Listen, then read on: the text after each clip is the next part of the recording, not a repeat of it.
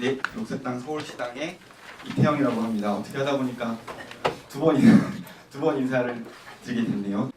오늘 전체 토론의 제목이 현행 재개발 제도의 문제 및 도시재생 정책의 모순 진단 긴급 토론회 중 아마 저는 그러니까 도시재생 정책의 모순을 진단하는 데 좀 더 방점이 찍혀있는 발제를 맡게 된 것 같고요. 어쩌면은 이미 저희가 많이 알고 있는 내용들, 문제의식으로 갖고 있는 내용들일 수도 있어서 길지 않게 그 정리된 내용 중심으로 말씀드리도록 하겠습니다. 특히 청계천 을지로 지금 재개발 이슈 관련해서 저희가 아마 시민들이 또 이것에 대해서 많이 분개하시는 분들이 갖고 있는 일종의 기만성 같은 것의 핵심은 저는 서울시가 그동안 다시 세운 프로젝트라고 하는 것, 그것을 도시재생의 상징으로 굉장히 많이 활용해 왔지만 그 다시 세운 프로젝트가 도시재생의 상징으로 활용되기에 굉장히 중요한 여러 산업생태계인 청계천 을지로 재개발 이슈에 대해서 지나치게 무지했거나 인식이 없었거나 이것에 대해서 마치 영역이 다르기 때문에 상관이 없다는 식으로 대책해왔던 것에 대한 분개가 저는 있다고 생각하고, 그것이 지금 서울시가 갖고 있는 도시재생 정책의 중대한 모순들이라고 생각합니다. 그래서 저는 이것을 좀 줌아웃해서 본다, 이런 좀 감각으로 오늘 발제를 생각해 봤는데요. 일단 2016년에 박원순 서울시장님이 서울시정의 두 날개는 혁신과 협치다 라고 얘기하셨습니다. 굉장히 중요하게 꾸준히 언급해오고 계신 그 키워드인데, 근데 저는 혁신과 협치 서울시의 큰 그림이 전혀 보이지 않는다라고 생각합니다. 최근에 발표된 2019년부터 2020년까지의 서울시정 4개년 계획에 의하면요, 시정 기조는 현장과 혁신과 형평이고, 이 시정 목표는 총 5개, 미래, 민주, 안전, 복지, 균형, 이렇게 당연히 굉장히 좋은 말들로 다들 목표를 채워주셨는데요. 큰 그림이 보이지 않는다라는 것은 결국 저는 정책 간 우선순위도 확인되지 않는다라는 이슈라고 생각합니다. 그러니까 이 서울시정이 과연 무엇을 더 중요하게 생각하고 있는가, 이것이 잘 드러나지 않고 좋은 정책들을 나열해 오는 데 굉장히 많은 시간을 써왔는데, 이것은 우선순위가 진짜 작동하지 않는 게 아니죠. 그건 뒤에 좀 말씀드리고 싶은 부분인데, 사실상 우선 그 정책상 우선순위가 미리 확인되지 않는다는 것은 이미 전시가 가능하거나 이해관계자가 명확한 정책 사업들이 당연히 우선순위로 작동하게 되는 것 같습니다. 그러니까 저희가 예를 들면 그동안의 정책의 경로 우선성과 좀 다른 보존을 한다거나 지켜낸다거나 재생을 한다거나 이런 이슈들은 이 우선순위에서 늘 밀리게 되는 거죠. 같은 층위에서 카테고리로 나열돼 버리면. 근데 지금 사실 박원순 서울시정이 갖고 있는 한계는 딱 그 지점에 있다는 생각이 듭니다. 태양의 도시 서울, 유니온시티 서울, 인권도시 서울, 마이스 산업 1위 도시 서울, 기후환경 선도도시 서울, 민주주의 서울, 이거 다 박원순 서울시장님이 서울시정을 시작하고 난 뒤에 선언한 이 서울의 도시의 지향인데요. 좋은 말들로 굉장히 가득하고 다분히 미래지향적이라고 여겨지긴 하는데, 그리고 이 지향의 선언들은 각 부문 시민사회운동의 성과라고 또 보여지기도 합니다만, 이 각각의 선언들을 관통하는 비전의 열쇠말이 무엇인지는 역시 확인되지 않습니다. 예를 들면 태양의 도시 서울과 마이스 산업은 뒤에 잠깐 설명을 했는데, 그 마이스가 미팅, I가 이제 뭘까요? 뒤에 좀 다시 어쨌든 관광과 이벤트, 이런 회의 관련된, 국제회의 관련된 이런 인프라 산업들이거든요. 이 산업도 1위를 하겠다고 선언하셨어요. 그래서 지금 얘기가 되고 있는 한전부지에도 어쨌든 마이스 지구 만들겠다. 작년에 서울의 부동산을 요동치게 했던 용산지구, 여의도 용산 통개발, 여기 이슈도 사실 마이스 산업을 염두에 둔 발언들이 꾸준히 있어 왔는데요. 이게 태양의 도시 서울하고는 어떻게 연결되지 대체? 이런 고민들이 있는 거죠. 기후환경 선도도시와 마이스 산업 1위 도시는 어떻게 연결되는가? 이런 부분들이 좀 고민이 됩니다.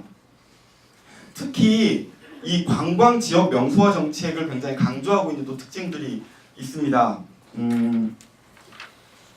이 우선순위가 아까 보이지 않는다는 말씀을 드렸던 것과 연결해가지고, 사실 이 관광 정소 명소화 정책이라고 하는 거는 전시가 가능한 정책이라는 점에서 우선순위에서 늘 압도적인 속도를 갖게 되는 특징이 있는 것 같은데, 대표적인 예로 한강 제자연화 정책 같은 걸 들 수 있을 것 같거든요.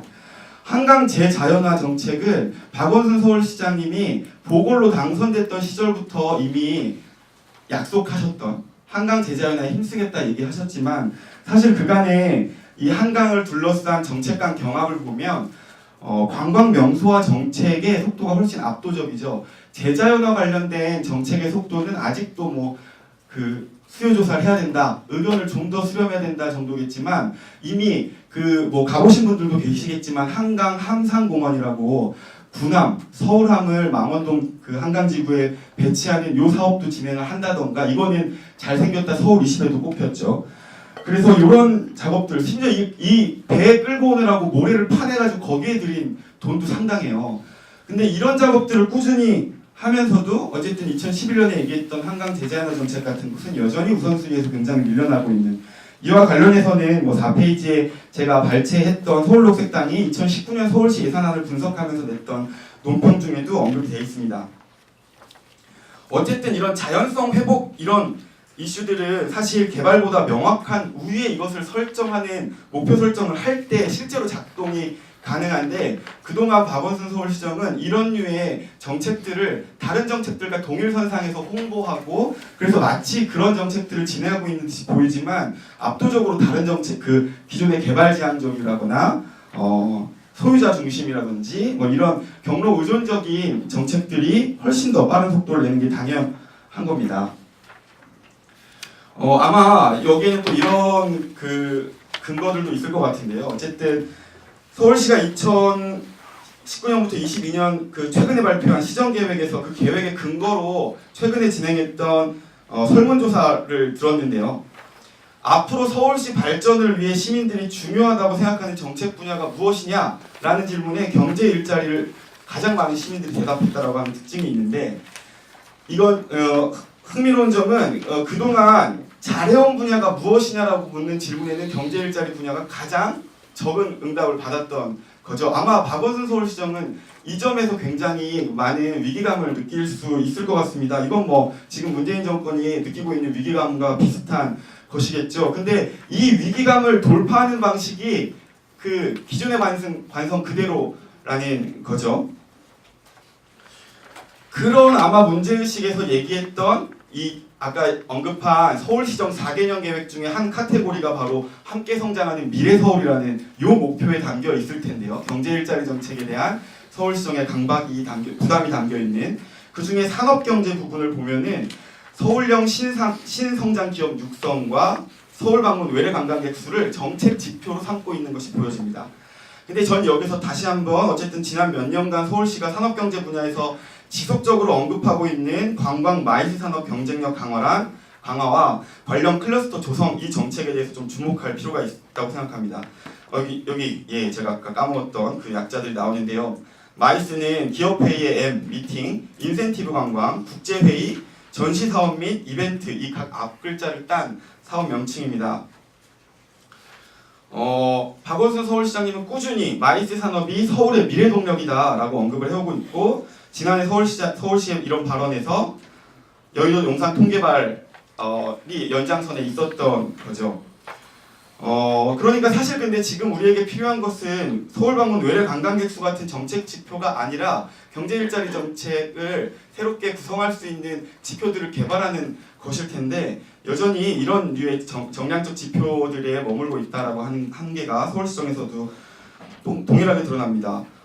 서울방문 외래 관광객 수 2018년에 1324만 명이 서울에 들어왔다고 하는데 2022년까지의 목표가 2138만 명이 서울시에 들어오는 것이라고 합니다. 그러니까 지금보다 2배 정도 관광객이 더 들어오는 도시를 만들겠다라고 하는 이야기인 거고 서울시의 도시 인프라가 사실 여기에 맞춰져야 된다라고 하는 고민이 박원순 서울시정의 돌파구인 셈이 있죠.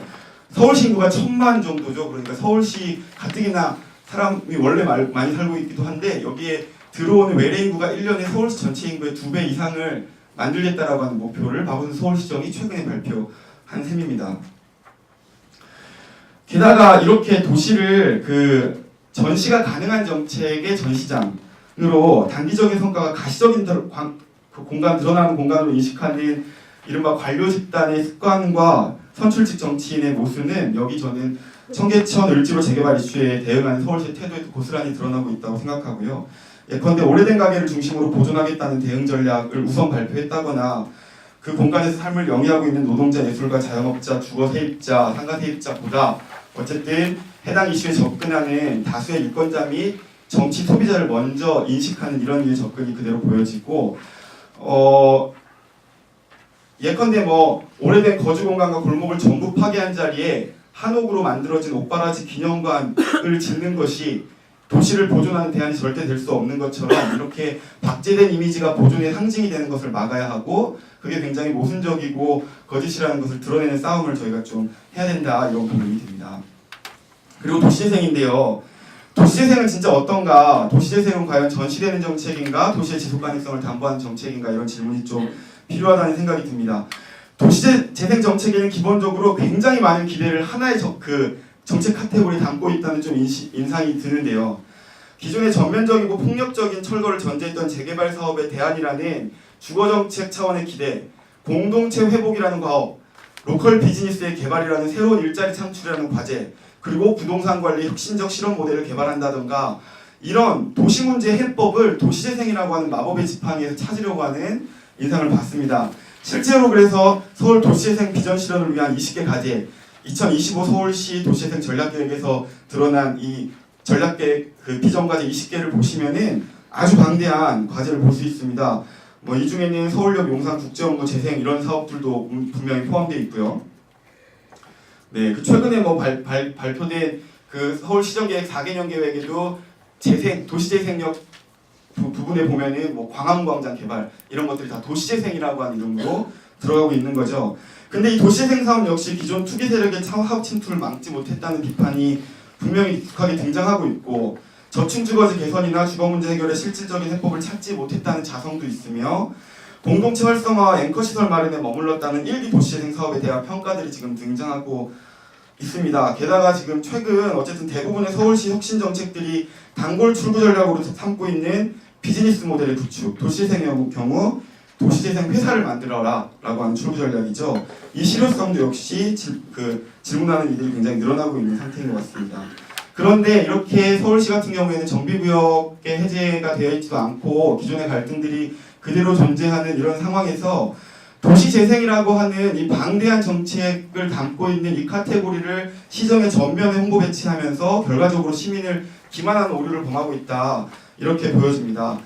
그러니까 청계천 을지로 재개발 이슈에서 세운상가 도시재생을 서울형 도시재생 사업의 상징으로 전시했던 서울시를 비판할 수밖에 없는 이 맥락이 전 여기에 있다고 생각합니다. 네. 그래서 과연 도시재생은 재개발의 대안인가? 질문을 바꾸자면 도시재생은 도시 문제 해법을 과연 되는가? 그 마법의 지팡이처럼 지금 쓰이고 있는 도시재생을 좀 더 정교하게 분석하고 비판할 필요가 있는데 저는 지금 이 단계에서 우리가 좀 정확히 그 다음 단계로 넘어가기 위해서는 여전히 존재하는 이 도시의 폭력성 그리고 이를 묵인하고 있는 도시정치의 기득권 세력의 새로운 언어나 알리바이로 이 도시재생이 활용되는 것을 일단 막는 일부터 해야 그래야 그 다음 단계로 넘어갈 수 있다는 생각이 듭니다. 예, 그 다음에 제가 이제 8페이지인데요. 경합하는 도시의 맥락 이 과정에 서울시와 정치인 서울시장의 책무는 무엇일까라는 부분입니다. 눕혀진 글씨는 한겨레 신문 칼럼 세상읽기의 후지다케 선생님이 쓰셨던 법대로라고 하는 칼럼 중에 발췌한 부분이니까 그냥 나중에 한번 읽어보시면 좋을 것 같고요. 어쨌든 우리가 지방자치단체장을 직접 선출하는 까닭은 이 공공영역이 절차적인 정당성, 그러니까 법대로라고 하는 이 정당성을 넘어서 그 법을 새롭게 만들어내는 사회적 정당성에 기반해서 작동하기를 기대하기 때문이라고 저는 생각합니다. 그리고 이미 박원순 서울시장은 그 절차적 정당성과 사회적 정당성의 경계에서 정치인으로서 필요한 것들을 취사 선택해 온 정치인입니다. 그러니까 중앙정부와 본인에게 도움이 된다고 생각하는 이슈에 대해서는 싸움도 주저하지 않았던 정치인 거죠. 그런데 어쨌든 이 도시재생이나 혁신, 협치가 그렇게 활용된 사실 정치적 수사일 수도 있고 정치인이 어쨌든 그렇게 정치적 수사를 상징으로 전시하고 선전해가면서 사회를 변화시키는 것은 자연스러울 수도 있겠습니다만 저는 그 본인이 취사 선택하는 데 주저함이 없었던 그 정치적 권한을 이 국면에서도 좀 더 적극적으로 사용하고 정치인으로서 책임지는 모습을 보여주길 다시 한번 기대하고요. 선언을 즐겨 했죠. 박원순 서울시장. 이 과정에서 분명히 박원순 서울시장의 역할도 있어 왔다고 생각합니다. 그러니까 본인의 선언, 말로 깃발을 굉장히 멀리 던지는 방식이었던 것 같거든요. 그러면은 기존의 관료가 그것을 막 쫓아가는 거죠. 근데 물론 이 깃발을 너무 중구난방으로 여기저기다 던지고 있다라고 하는 문제점도 분명 있습니다만, 깃발을 던져놓고 그 깃발을 쫓아가는 관료 사회 패턴에 대해서는 그것을 이제 정치인이나 어쨌든 선출직의 과업이 아닌 것처럼 여기는 것은 어쨌든 여전히 기만적인 행위라고 생각합니다. 당연히 시장의 말빛을 갚아낼 관료사회 콘텐츠는 빈약한 거고, 그 과정에서 엉뚱한 성과지표가 형성되고 이 말빛을 갚는 콘텐츠가 아주 본질적으로 왜곡되는 방식이 생기는 거죠. 저는 대표적으로 옥바라지 골목도 그 사례라고 보는데요. 서울시가 할 수 있는 모든 수단을 동원해서 이 공사는 없을 것이다 라고 시장이 발언했고, 그 결과 대안을 마련할 시간은 벌었지만 결국 그 과정에서 추출된 결론이라는 것이 옥바라지 기념공간을 재개발된 아파트 단지에 마련하겠다는 것이었고, 서울의 모든 재개발 지역의 생활문화유산 전수조사를 실시하겠다는 것 등이었는데요. 옥바라지 골목의 재개발 서사를 기록한 백서를 만들겠다는 내용도 분명 협의에 있었으나 이런 것들은 지금 확인할 방법이 없고 기념관 역시 어떤 방식으로 진행되는지 알기 어려운 상황입니다. 그리고 한편 박원순 서울시장은 지난 1월 25일 한 라디오 출연해서 을지면동이 철거 대상이 있었는지 몰랐다. 서울시 일이 사실은 굉장히 많고 복잡한데 제가 그걸 어떻게 다 아느냐라고 말도 했는데, 그렇다면 뭐 어쨌든 서울 생활문화유산 전수조사하겠다고 했던 약속이나 그 합의들은 도대체 어떻게 작동되고 있는 것인가 하는 질문이 생기는 것 같습니다. 그래서 다시 이런 문제의식에서 좀 청계천에서 어떻게 할 것인가에 대한 좀 짤막한 얘기를 던지고 마무리 짓자면요. 이 을지면옥이 철거되는지 몰랐다 이런 수준의 대응이 아니라 어쨌든 현재 명백하게 존재하는 정책적 모순을 인정하고 노포 보존, 그러니까 오래된 가게를 보존한다거나 대체 부지를 제공한다 같은 보완적 성격의 정책이 아니라 즉시 중단 후 전면 재논의를 진행했으면 좋겠습니다. 그것이 서울시가 또 박원순 서울시장이 본인의 그 사회적 정당성을 10분 활용하는 방식이라는 생각이 들고요. 그것이 당연히 법의 경계에 서 있을 수도 있고 그렇습니다만, 일단 그 방식이 어떻게든 비즈니스 모델을 강구하거나 시행사의 사업성을 보존해주기 위한 방식을 우선 고려하는 것은 분명 아니었으면 좋겠다 합니다. 기존 산업의 생리를 무시하고 전시 가능한 상품으로서 도시를 재생시키는 것이 아니라 공공자금을 투입하는 걸 적극 고려하고 이해관계자랑 거버넌스 구조를 재구성하는 것, 이것이 저는 박원순 시장이 10년 혁명을 완수하는 제일 좋은 방법이라고 믿어 의심치 않습니다.